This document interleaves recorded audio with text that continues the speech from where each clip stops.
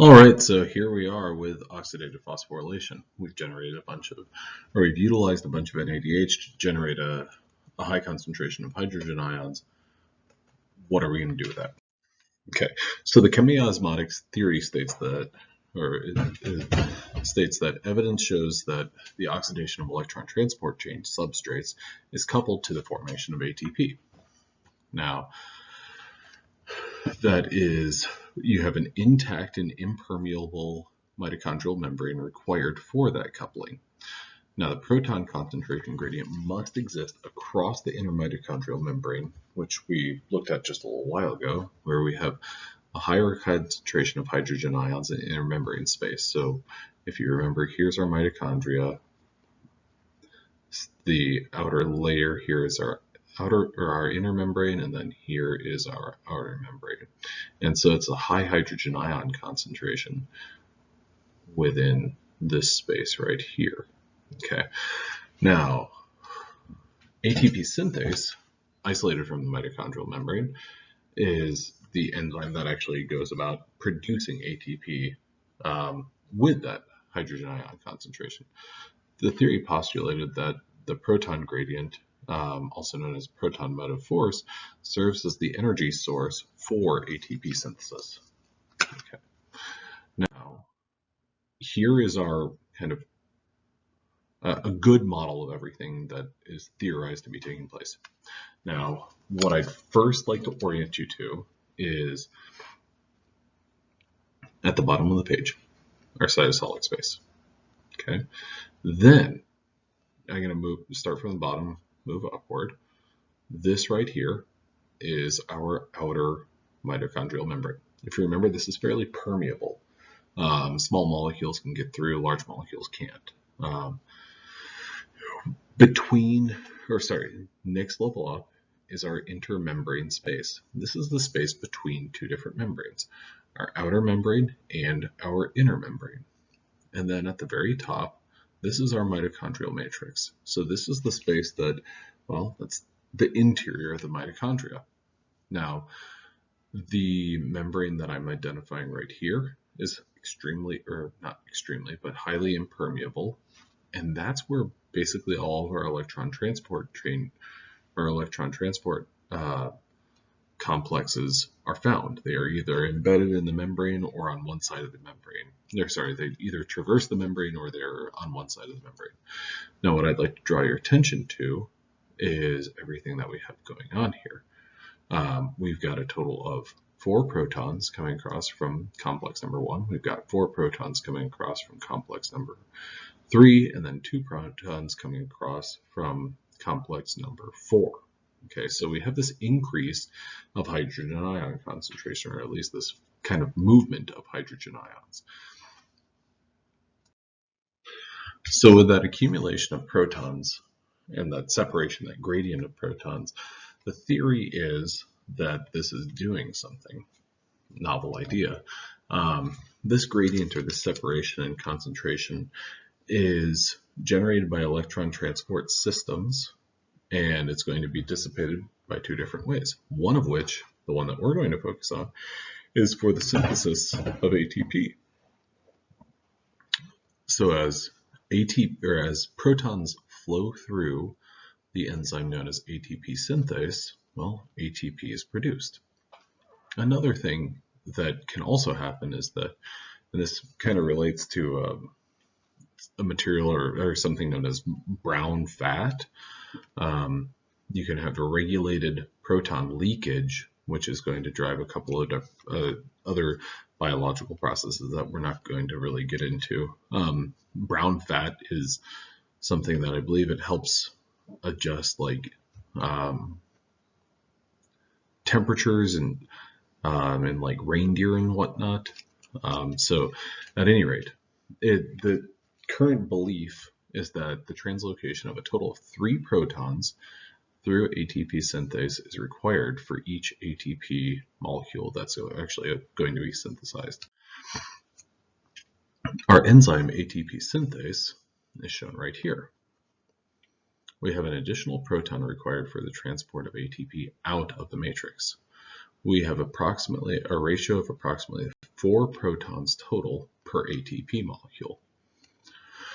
So protons flow through revolving F sub 0 domain. That's this guy right here. Kind of think about that as the portion of this complex that is embedded within the membrane. What this does is it's going to cause other components of the protein to undergo conformational changes and rotate. Now, as the rotation proceeds, each nucleotide binding site undergoes a conformational change that results in ATP synthesis. Okay, so you can't really get that from this image, but think about it as it's almost like this is the part of your bicycle that this part right here would be the crank. So you're driving that, and by you making that movement, then you're causing something. The rear gears on your rear wheel, or the gears on your rear wheel, are going to be rotating as a result of this work being done up here. Now it's a protein, so it's a little bit different, but essentially that's kind of what's taking place. So the most well-accepted model for ATP synthesis is shown here. Now this is something that is at equilibrium, and this just kind of goes back and forth, back and forth, back and forth. So F1 catalytic type are believed to have 3 different conformations. They are O for open, T for tight, and L for loose. That's signified right here. L, loose, open, tight. Okay. Now, as you can see here, we have ATP, which is bound within the T, or the active, the high affinity binding site. Now, what's going to happen? Let's just go ahead and imagine that we have an ATP that's already been produced. How do we follow that up? Well, what's going to happen is that a molecule of ADP and PI are both going to bind in the loose, or the inactive, binding site. Now, what's slowly going to happen is energy is going to be input. Now, what's going to result from that is this loose site where ADP and PI previously bound. Well, this loose site is going to undergo conformational change, in which case this loose site is now going to become the tight site. Okay, so this is the high affinity site. Now, whenever that happens, our L goes to T, and our T goes to the O, or the open site. That's a very low affinity, and that O site is simply going to release our ATP molecule. Now, this ADP-PI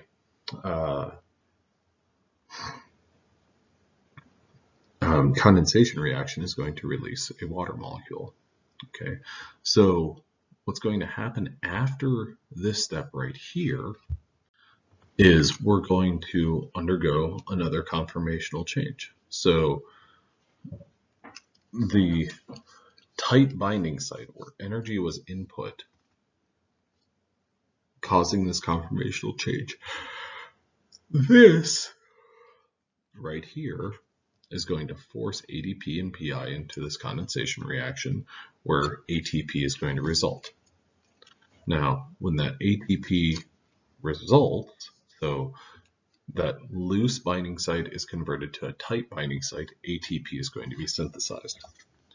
Now, as this continues to rotate, our tight binding site is converted to our open binding site, and what we have now is our open binding site right here is now the loose binding site. And what happens in the loose binding site is ADP and PI are able to bind. So we have this kind of constant turnover of ADP binds, PI binds, conformational change, ATP is released. New substrates bind, ATP is released. New substrates bind, ATP is released. And it's all driven by these conversions from they're all driven by conversions of one site is simply converted to another site. Now, what are the controls for oxidative phosphorylation? Well, a control allows a cell to produce only the amount of ATP that's actually needed. So typically electron transport and ATP synthesis are very tightly coupled to one another. Now, the value of the PO ratio is your phosphate-oxygen ratio. This is also the ratio of ATP synthesized to atoms of oxygen reduced. Okay, so essentially, if you look at a molecule of something like NADH, one molecule of NADH is going to result in 10 protons being pumped across the membrane, which is going to yield 2.5 ATP and 1 O2 reduced. Okay, now what my head is blocking here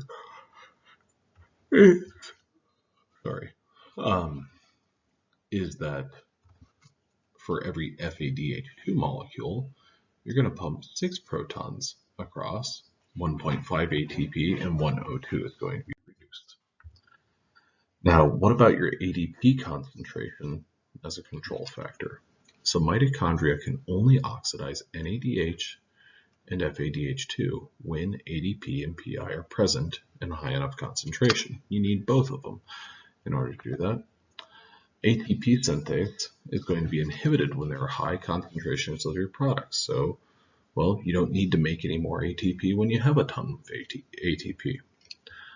When you have high concentrations of ADP and PI, well, that's a good signal that you need some of it because you have a lot of the two components. Go ahead and utilize them. Now, your concentration of ATP and ADP in mitochondria are controlled by two transport intermembrane proteins. You've got one, the ADP-ATP translocator, and two, a phosphate carrier. Your phosphate translocase, which is going to bring phosphate into the mitochondrial membrane or into the mitochondrial matrix. This is going to transfer phosphate as PI or inorganic phosphate. Now, ultimately, this is kind of displaying what's taking place. What we've got here is we've got our ADP-ATP translocator.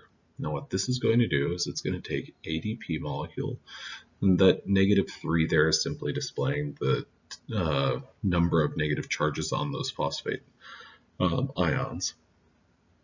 This is a translocator, so it's going to be moving two different things in opposite directions. It's moving ADP into the mitochondrial matrix and moving ATP out of the mitochondrial matrix.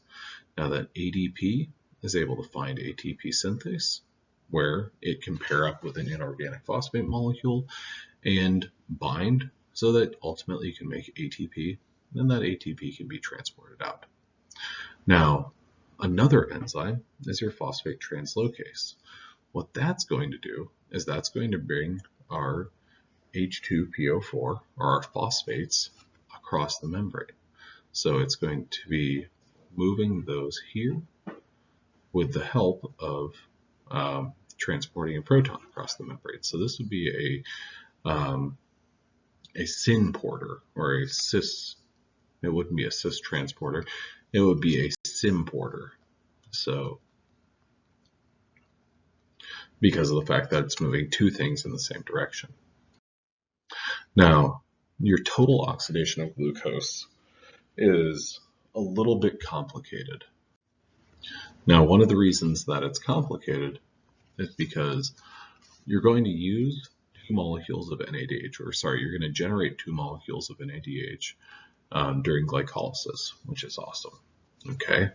Now, when oxygen is available, the oxidation of NADH by the electron transport chain is preferred. Now, a problem that you have is NAD plus and NADH cannot simply migrate across that inner mitochondrial membrane. If you remember, that inner mitochondrial membrane is extremely selective. It's not very permeable. So, what do you have to do? Well, there are shuttles or enzymes that move that across. And the two shuttles that we're going to talk about are the Glycerol phosphate shuttle and the Malate-Aspartate shuttle. Now, the first one, the Glycerol phosphate shuttle, this is going to be active in most mammalian tissue. Dihydroxyacetone phosphate, which is a glycolytic intermediate, is reduced by NADH to form a molecule known as glycerol 3-phosphate. Glycerol 3-phosphate is capable of moving across the membrane. Okay, so let me see if I can move this over just a tad. There we go. Now, if you look, there we go. If you look right here, we've got in our cytosolic space, we've got our outer membrane, our inner membrane space. I'm going to label that IMS, and then our inner membrane. Okay. Now, dihydroxyacetone phosphate can move across the membrane, that outer membrane. Glycerol 3-phosphate can move across the mitochondrial membrane. Now, these two different molecules, well, they're both kind of simple molecules. They're both 3 carbons.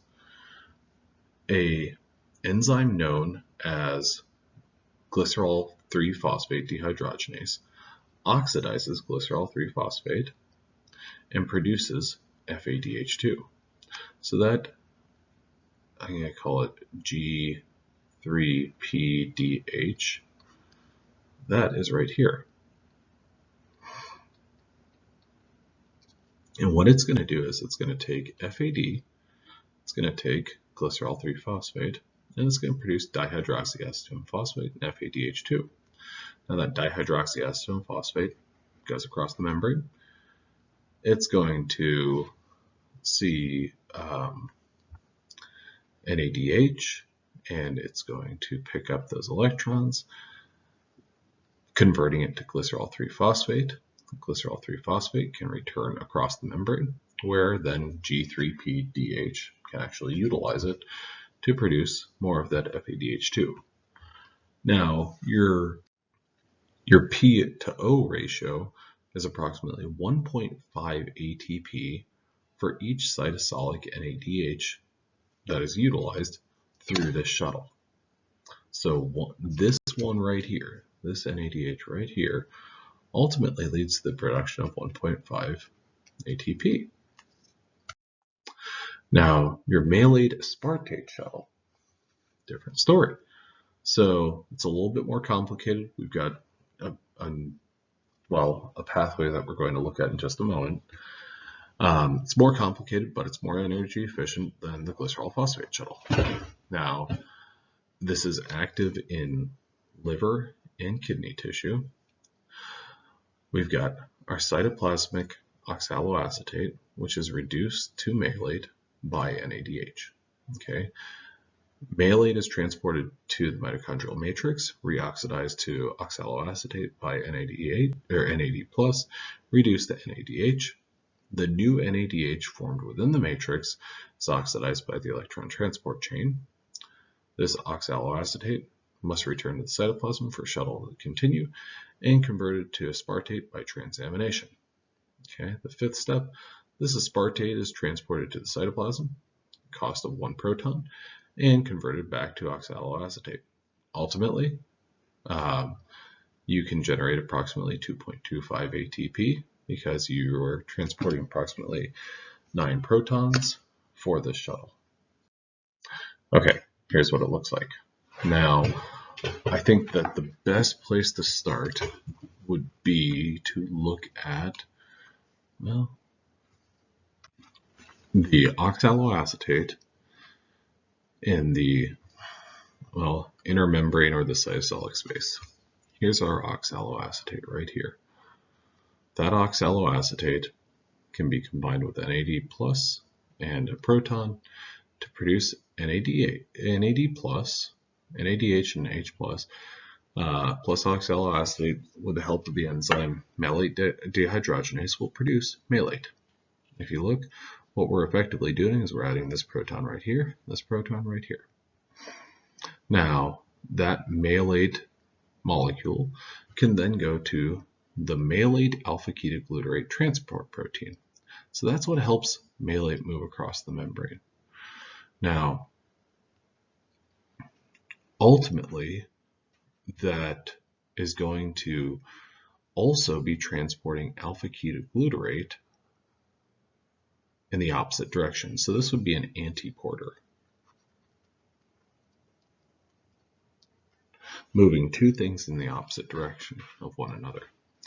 The resulting malate in the mitochondrial matrix can be treated by malate dehydrogenase to produce NADH within the mitochondrial matrix, as well as oxaloacetate. Now that oxaloacetate undergoes a transamination reaction producing aspartate.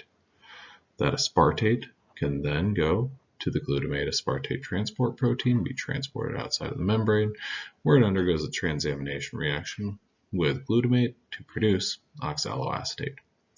Okay, so the crux of it really is we're moving this NADH right here from the inner membrane space to the mitochondrial matrix, and this is what it takes going around this ring.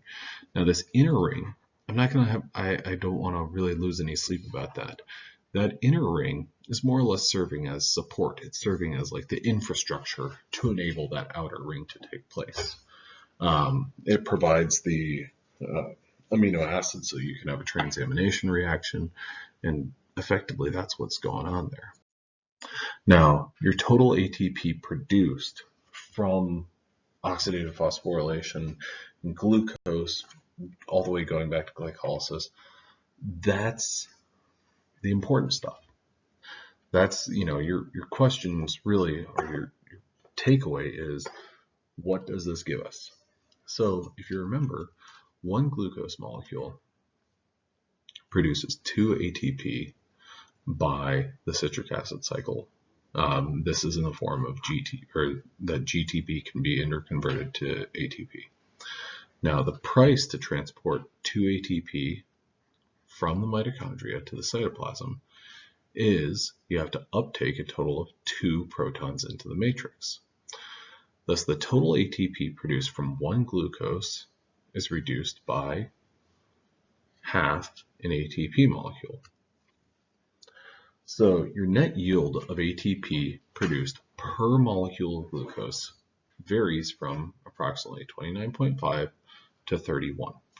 So all this up here is basically saying, well, if you've ever heard something like 33 ATP are produced from one glucose, this is saying, whoa, whoa, whoa, whoa, not so fast. You got to think about the transport of ATP from the mitochondria to the cytoplasm, and ultimately the expense of that. Now, the net yield from 1-acetyl-CoA in the citric acid cycle is 10 ATP. Each NADH will yield 2.5 ATP in oxidative phosphorylation. You're going to have a grand total of 3 cycles of that. So that's going to give you 7.5 ATP. I'm going to write that over here. My head's kind of blocking that. Now, for each FADH2, you're going to produce 1.5 ATP. Okay, so you've got 1 cycle of that. So that's 1.5 right there. And this is relating to the number of NADH that are produced, NADH and FADH2 that are produced from 1-acetyl-CoA molecule. Okay, so last is 1 GTP is generated, so that's equivalent to 1 ATP. So we're talking about a grand total of 10 ATP from 1 acetyl-CoA molecule, which is pretty awesome because if you think about that acetyl-CoA molecule, it's 2 carbons. That's all that it is. It's 2 carbons because we decarboxylated the pyruvate from 3 carbons down to 2 and then made our acetyl-CoA. So this is kind of a rough rundown of everything that we're talking about, all the expenses. So this is it split as glycolysis, you've got some mitochondrial reactions, and you've got oxidative phosphorylation. Now, through glycolysis, well, you have initially an expense of 1 ATP for glucose to glucose 6-phosphate.